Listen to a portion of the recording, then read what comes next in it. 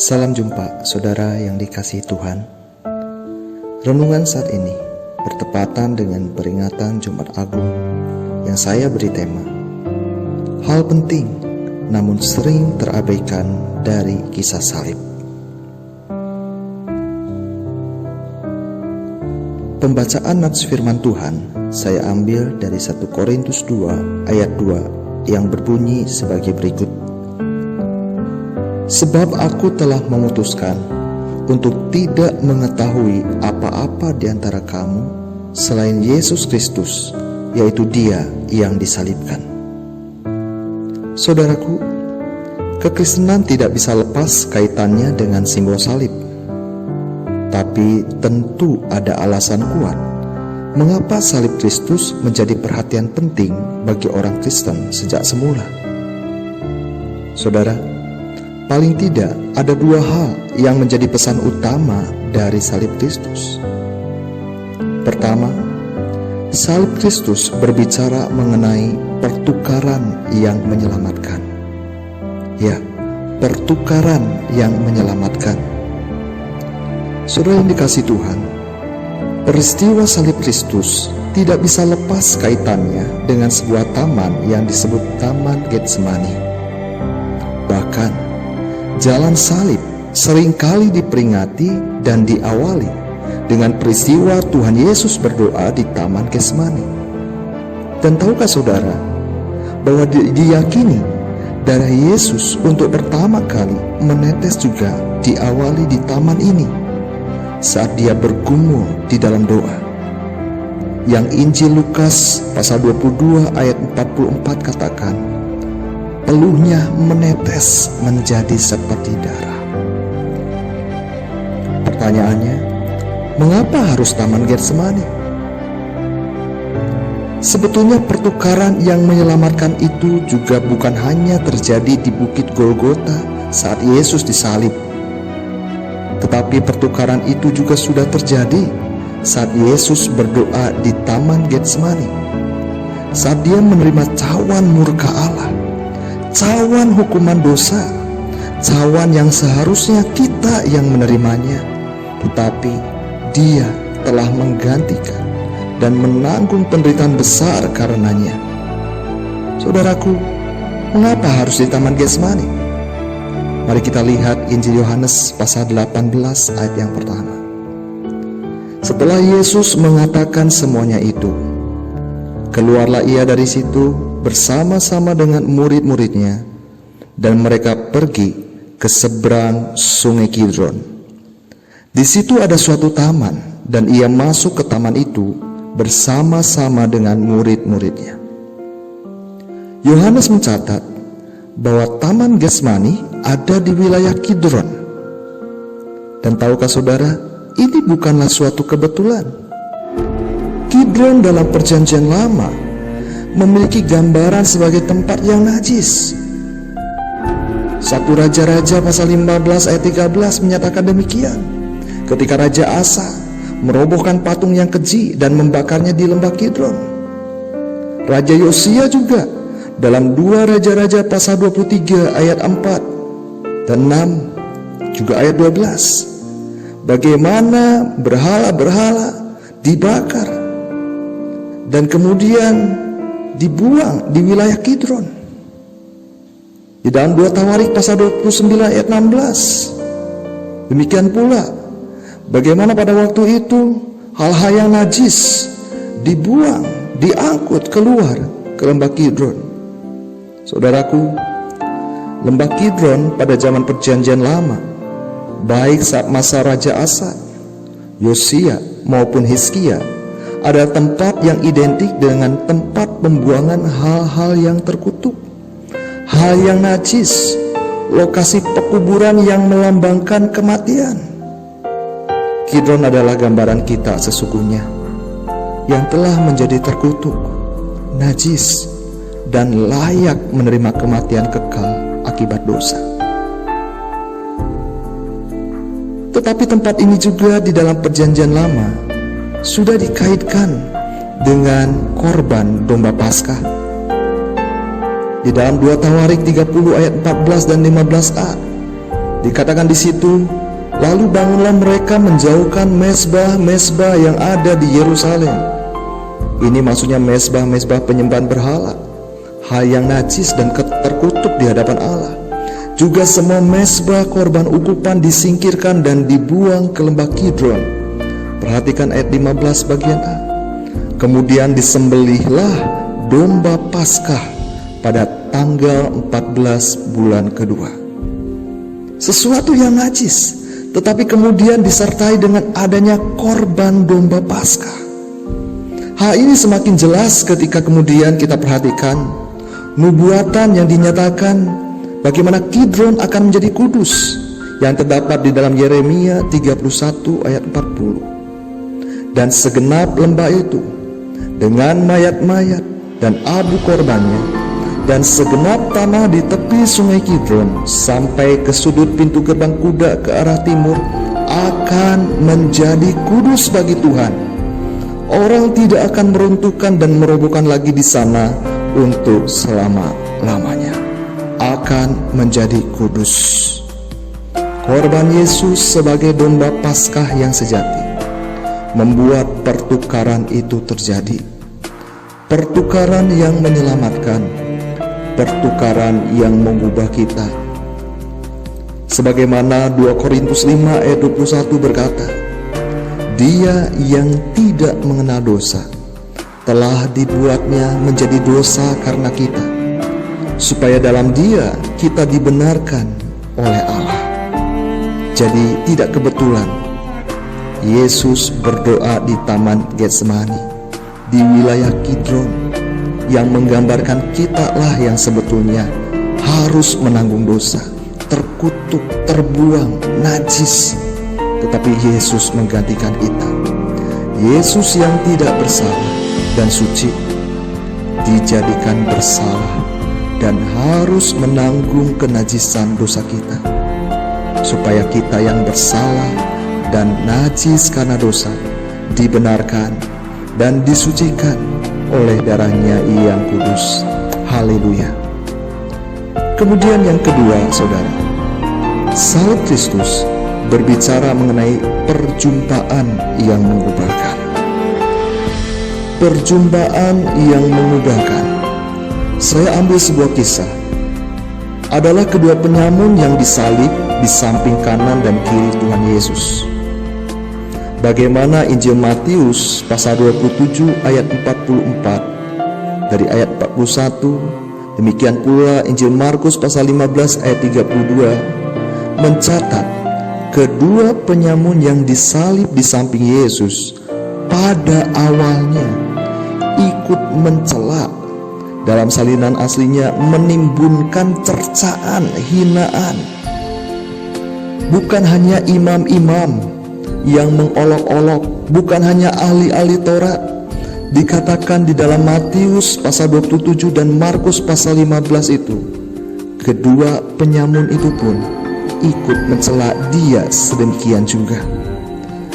Tetapi kemudian kita bisa menyaksikan, saudara-saudara, bagaimana kemudian Injil Lukas pasal 23 ayat 36 sampai 43 mencatat, setelah para prajurit pun kemudian mengolok-olokkan dia dan mengunjukkan anggur asam kepadanya, ada sesuatu yang berubah, ada sesuatu yang kemudian berbeda.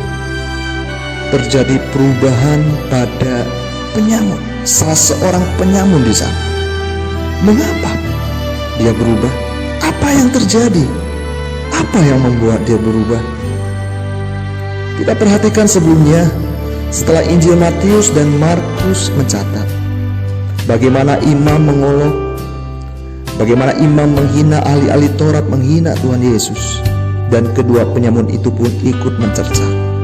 Tetapi Injil Lukas menuliskan, saya akan bacakan pasal 23 ayat 36, juga prajurit-prajurit mengolok-olokkan dia. Mereka mengunjukkan anggur asam kepadanya. Ayat 37 dan berkata, jika engkau adalah raja orang Yahudi, selamatkanlah dirimu. Ada juga tulisan di atas kepalanya, inilah raja orang Yahudi. Perhatikan di ayat 39. Seorang dari penjahat yang digantung itu menghujat dia. Katanya, "Bukankah engkau adalah Kristus? Selamatkanlah dirimu dan kami." Tetapi yang seorang menegur dia, katanya, "Tidakkah engkau takut? Juga tidak kepada Allah, sedang engkau menerima hukuman yang sama? Kita memang selayaknya dihukum, sebab kita menerima balasan yang setimpal dengan perbuatan kita. Tetapi orang ini tidak berbuat sesuatu yang salah." Lalu ia berkata, "Yesus, ingatlah akan aku apabila engkau datang sebagai Raja." Dan di ayat 43, Yesus menjawab, "Aku berkata kepadamu, sesungguhnya hari ini juga engkau akan ada bersama-sama dengan aku di dalam Firdaus." Saudaraku, apa yang terjadi? Kenapa seorang penyamun itu berubah? Apa hubungannya dengan anggur asam yang ditolak oleh Yesus, yang kemudian membukakan mata rohani dari si penyamun itu? Kita kembali ke peristiwa Taman Getsemani. Saudara, ketika Yesus berdoa dan kemudian pelupuknya berubah menjadi seperti darah, dikatakan betapa dia bergumul begitu sangat. Dari hal itu saja kita bisa melihat, menyaksikan Yesus kehilangan banyak cairan tubuh secara manusia. Bahkan sepanjang peristiwa jalan salib yang dilaluinya, Yesus tidak minum kurang lebih selama 15 jam sejak malam penangkapan itu. Bahkan Yesus telah mengalami pencambukan yang begitu kejam, yang sebetulnya secara manusia bisa membunuh seseorang. Sebuah cambukan yang sebetulnya bentuk hukuman mati yang lain, yang sebetulnya hanya dilakukan pada seorang yang terhukum mati dengan cara dicambuk. Tidak semua orang yang disalibkan mengalami cambukan seperti Yesus. Dia berdarah di seluruh tubuhnya akibat pencambukan, mahkota duri, paku di pergelangan tangan dan kakinya, serta lecet-lecet ketika dia terjatuh di jalan Dolorosa. Yesus sudah sangat dehidrasi dan tekanan darahnya merosot. Seorang dokter, Truman Davis, dia pernah mempublikasikan hasil penelitiannya dalam sebuah majalah terkenal dan juga dalam sebuah jurnal kedokteran di Arizona. Dia mencatat, penyaliban adalah peristiwa kematian yang paling menyakitkan yang pernah diciptakan oleh manusia. Istilah menyiksa bahkan dalam bahasa Inggris pun, excruciating, berasal dari crucified. Penyaliban berasal dari peristiwa salib. Penyaliban hanya ditujukan untuk penjahat laki-laki yang paling kejam. Apalagi saudara, Yesus disalibkan di bagian yang paling tengah, menunjukkan hukuman yang sebetulnya ditujukan untuk penjahat yang paling besar, penjahat yang paling kejam. Dan pada saat itu Yesus menolak anggur yang berfungsi sebetulnya sebagai anestesi atau penghilang rasa sakit yang ditawarkan kepadanya oleh tentara Romawi. Di dalam Markus 15 ayat 23 dikatakan, lalu mereka memberi anggur bercampur mur kepadanya, tetapi ia menolaknya. Anggur itu biasa diberikan kepada orang yang disalib, khususnya yang mengalami penyaliban yang begitu kejam seperti Yesus, dilatar belakangi oleh mengerikannya suara teriakan kesakitan dan kotornya kata-kata makian dari orang yang menderita disalib, yang menimbulkan ketakutan, kengerian dari orang-orang yang ada di sekitarnya. Atas dasar itu, orang Yahudi meminta kepada pemerintahan Kaisar Roma kebijakan bagaimana caranya hal itu bisa diatasi. Maka diberikanlah anggur tersebut untuk mengurangi rasa sakit. Tetapi di sisi lain, menyebabkan orang tersebut mulai kehilangan kesadaran dan justru itu akan mempercepat kematiannya. Yesus ditelanjangi, pakaiannya dilucuti. Hal ini memang menggenapi Mazmur 22 ayat 18. Mereka membagi-bagi pakaianku di antara mereka, dan mereka membuang undi atas jubahku. Berat Yesus ditanggung oleh tangan dan kakinya, di mana otot-otot lama-kelamaan lelah, yang kemudian berimbas kram yang begitu parah sangat akan terasa. Bahkan bahu, siku, dan pergelangan tangan Yesus menjadi terkilir. Hasil dari dislokasi ekstremitas yang seperti itu. Bahkan dikatakan lengan seseorang yang disalibkan dengan cara demikian bisa menjadi 9 inci lebih panjang dari biasanya. Hal ini menggenapi nubuatan dalam Mazmur 22 ayat 14. Seperti air aku tercurah. Begitu banyaknya darah Yesus yang tercurah bagi saya dan saudara. Dan dikatakan berikutnya, dan segala tulangku terlepas dari sendinya. Hatiku menjadi seperti lilin, hancur luluh di dalam dadaku. Gambaran bagaimana begitu menyiksanya penderitaan orang yang disalib. Untuk menghembuskan nafas, Yesus harus memaksa tubuhnya secara fisiologis. Padahal sebelumnya dia sudah disiksa dengan cambuk berduri yang menyayat punggung dan badannya seperti cincangan daging. Luka yang belum terlalu kering kembali tergores, kembali terkoyak saat ia memikul salib. Juga saat ia harus mengambil nafas, lukanya tersayat lagi oleh potongan kayu kasar yang padanya ia tersalib. Sakit yang luar biasa dicampur dengan sesak napas yang begitu menyiksa. Tapi Yesus menolak anggur penghilang rasa sakit itu. Ia memang harus rela merasakan penderitaan yang begitu pedih untuk menanggung dosa kita, tanpa persungutan, tanpa makian, dan tanpa kutukan. Tetapi yang ada adalah kata-kata kasih dan pengampunan. Sebagaimana dia berkata, Bapa, ampunilah mereka, sebab mereka tidak tahu apa yang mereka perbuat. Hal inilah yang membuat penyamun itu merenung, dan dia mengalami perjumpaan pribadi dengan Kristus. Perjumpaan yang mengubah hidupnya. Saudara, adakah saat ini saudara mengalami situasi yang sulit? Ketika engkau dapati suamimu sulit berubah, istrimu sulit berubah, anak-anakmu sulit berubah, orang tuamu sulit berubah. Betapa seringnya engkau merasakan begitu pedih hati melihat perbuatan, tingkah laku, perkataan mereka.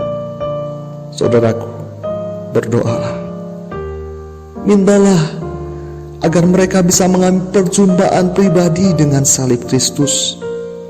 Sebab hanya perjumpaan pribadi dengan Tuhanlah yang bisa mengubahkan hidup seseorang, sebagaimana yang dialami oleh penyamun tersebut.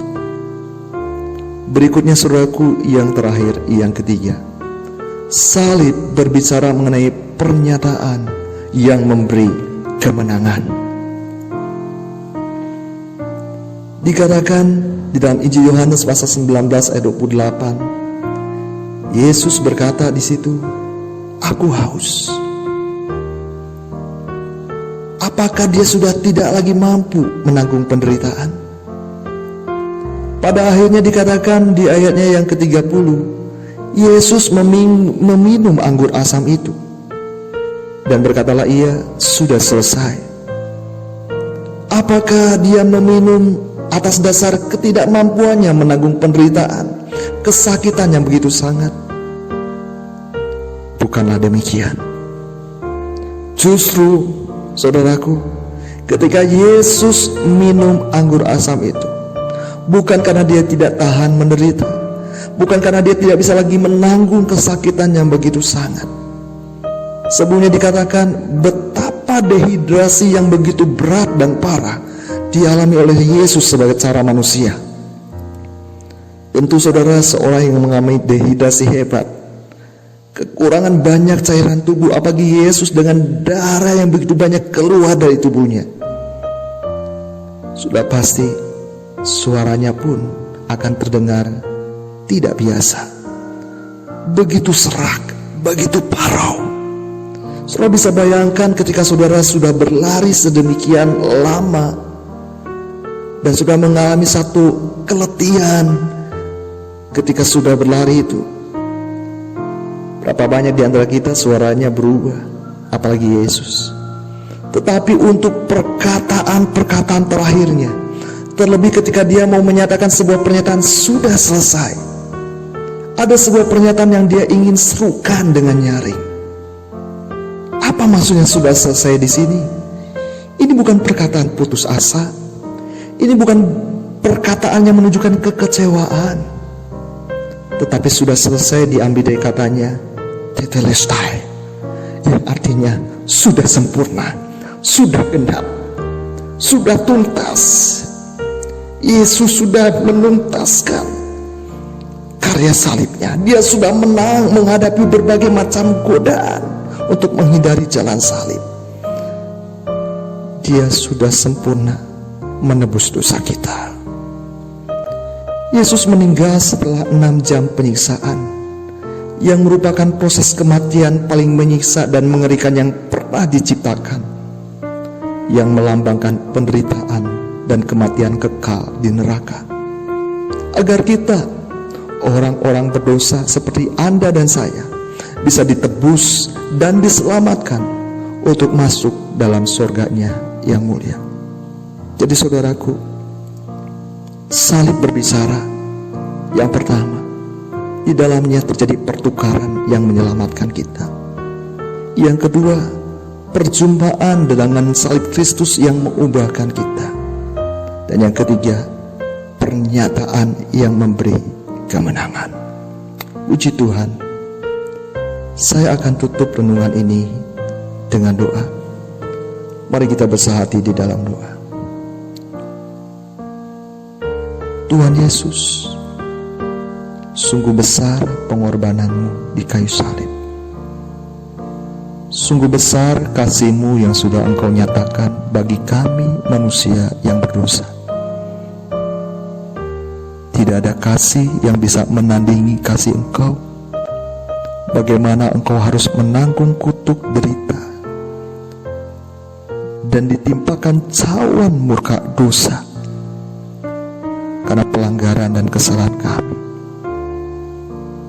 Biarlah kami boleh menghargai karya salib-Mu ya Tuhan, karena di dalamnya hidup kami sudah diselamatkan.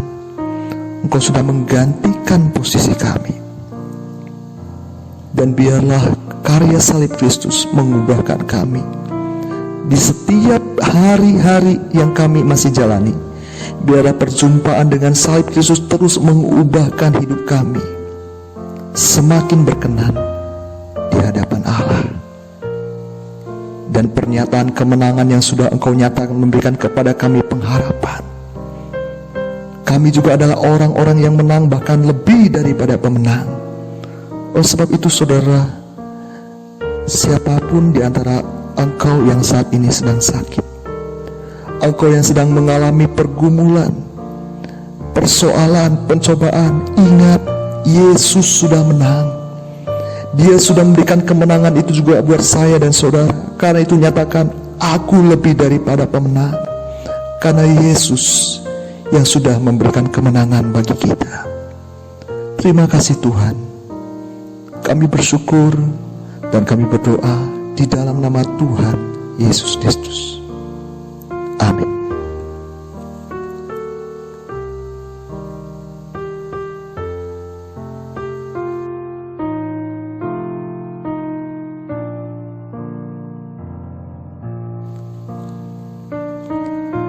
Demikian renungan untuk hari ini. Kiranya boleh menjadi berkat dan menjadi penyejuk bagi jiwa yang dahaga. Sampai berjumpa kembali di hari-hari mendatang. Tuhan Yesus memberkati.